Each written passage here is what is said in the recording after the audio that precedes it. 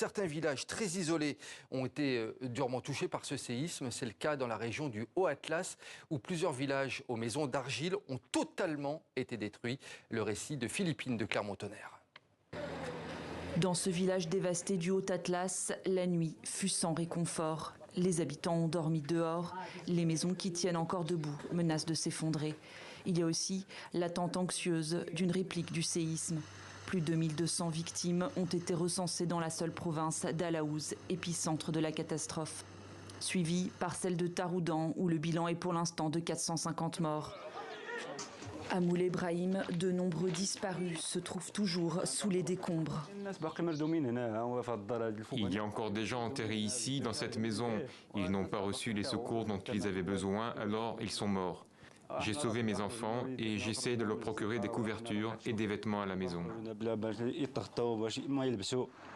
Dans ces régions montagneuses et reculées, l'arrivée des secours fut lente et fastidieuse. Il y a beaucoup de routes bloquées, beaucoup de gens ne parviennent pas à retrouver leurs parents et beaucoup de personnes sont encore sous les décombres. Les gens recherchent toujours leurs proches. Tout leur est tombé dessus, les montagnes, leurs maisons. On ne peut pas vraiment passer par là, ils continuent de dégager les routes. Les recherches ont mis du temps à démarrer.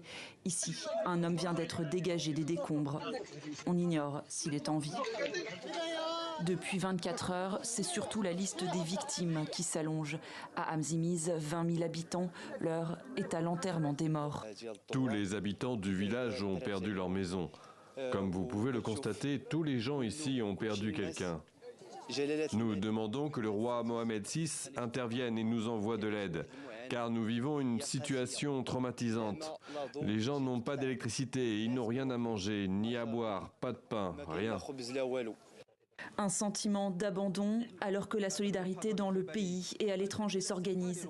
La Croix-Rouge internationale met d'ores et déjà en garde sur l'ampleur des besoins à venir.